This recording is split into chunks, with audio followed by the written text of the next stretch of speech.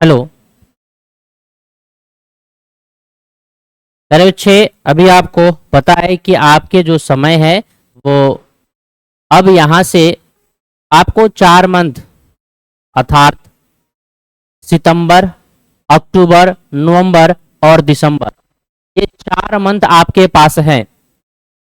Exam को अच्छे से क्रैक करने के लिए आपके पास मात्र 4 मंथ का समय है और 4 मंथ्स की जो रणनीति होगी वो आपको समझना पड़ेगा, क्योंकि 4 मंथ्स में अगर हम बात करें तो 4 मंथ्स में 120 दिन होते हैं और 120 दिन की बात करें जिसमें से अभी आपको दीपावली, छठ, दुर्गा पूजा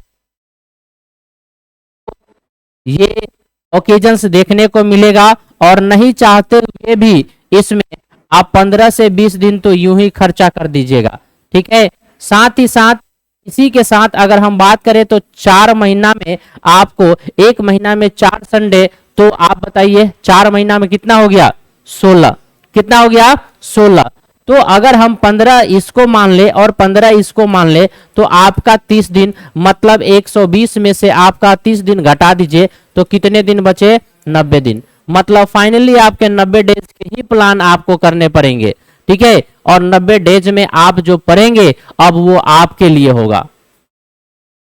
अभी से भी आप अगर अपने लक्ष्य को अगर लिख करके चलेंगे, ठीक है, तो निर्धारित समय पर आप अच्छे अंक को स्कोर कर पाएंगे।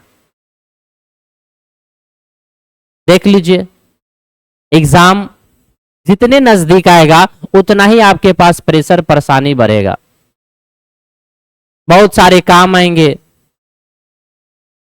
आप जरा ईमानदारी से बताना, आप जरा ईमानदारी से बताना, अगर आप पढ़ाई नहीं करोगे तो क्या करोगे? अगर पढ़ाई नहीं करोगे तो क्या करोगे?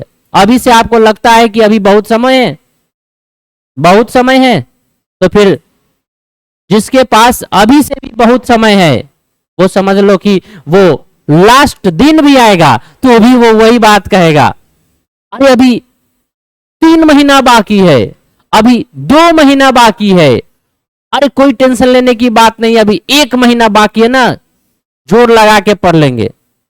का जोर लगा के पढ़ लीजिएगा। वो 1 सप्ताह भी रहेगा तो ये बात बोलेगा कि अभी 1 सप्ताह है ना, आराम से पढ़ लेंगे। देखते देखते में एग्जाम होगा, जैसे ही बैठेगा एग्जाम हॉल में ओ माय गॉड समझ में नहीं आ रहा है, ऑब्जेक्टिव मार देगा, टक टक इन्ने से उन्ने मार देगा, कहेगा सब बनाए सब पूरा, जिस दिन रिजल्ट आएगा उन्हें कोना में निकल जाएगा। किसी को बताने की जरूरत नहीं है कि आप क्या कर रहे हैं, आप अपना काम ईमानदारी से कीजिए और जब रात हो जाए तो फिर अपने आप से पूछिए कि आज हमने ईमानदारी से पढ़ा है कि नहीं पढ़ा है।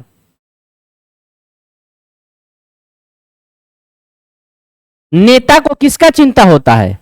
नेता को किसका चिंता होता है? जनता का चिंता होता है जी? चिंता नहीं होता है, उसको अपने कुर्सी का चिंता होता है, हमारा कुर्सी कैसे बचा हुआ रहे। डॉक्टर को किससे चिंता होता है?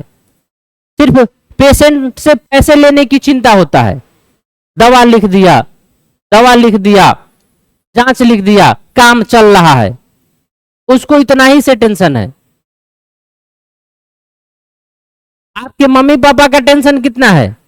आप तो अब तो वो भी बोल दिए होंगे, आपके पेरेंट्स भी बोल दिए होंगे, माता पिता भी बोल दिए होंगे, जाओ तुमको जो करना है करो, आपको पढ़ना है तो पढ़ो, नहीं पढ़ना है मत पढ़ो, एग्जाम तुम्हारा है, पास करोगे तो अच्छा तुम बनोगे, नहीं तो नहीं बनोगे।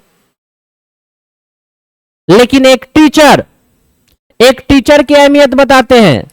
एक टीचर ये सब चीज अपना भुला करके किसको किसको अच्छा बनाने के लिए कहता है? वो आपके भविष्य के लिए बात करता है।